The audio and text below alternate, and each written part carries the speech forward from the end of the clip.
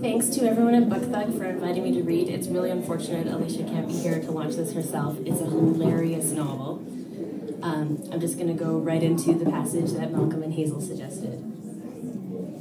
Jablonski and her husband sleep all day, as do you, seated upright in their closet with your bum squished into their shoes. When you look through the crack, you see the food tray has been taken away from the side of their bed and been replaced by a new one full of stainless steel covered plates. The TV has gone silent. The whole place is hushed and you sense it is evening. Urgency now to get out of here before they wake, to find a bathroom and clean up. You move your body to a hovering position and push the door against the plush carpet.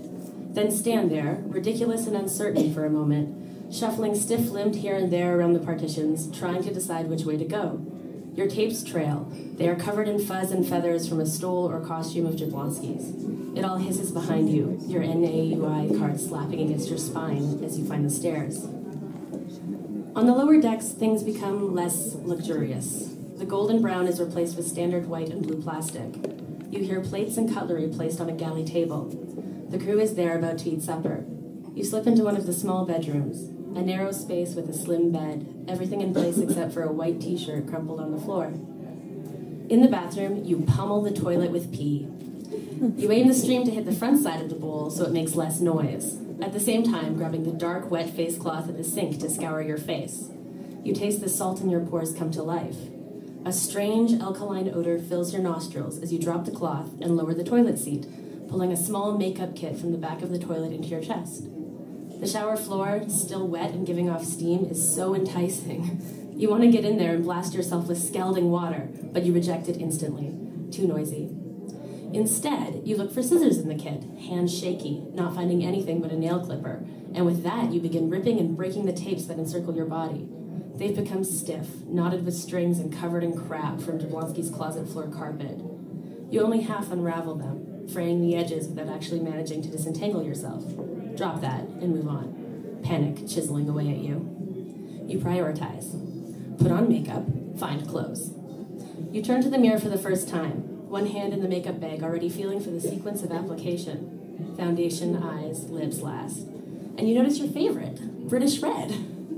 Then, what you see reflected back at you in the misty mirror turns your heart cold. Staying perfectly still, you start to cry. You've transformed into everything a Playboy bunny fears but strives to keep at bay. Wrinkles, pouches, white roots straight as an axe running up against your greasy blonde locks. Snot fills your system along with the flash flood of tears that pushes through you. Christ, you whisper as loud as you dare.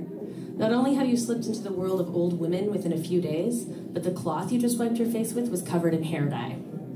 Old woman, and on top of it, a clownish mask. 2 precise lines run through the middle of each cheek, where tears fall.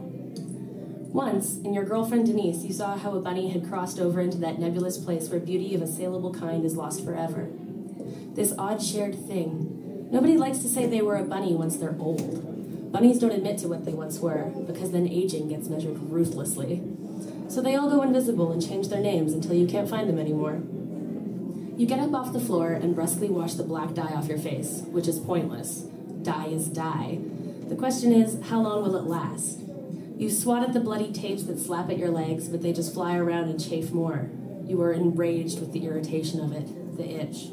Your inability to calm down enough to hold tight to one and carefully nibble your way through it with the small jaw of the nail clipper, centimeter by centimeter, until, again, you give up.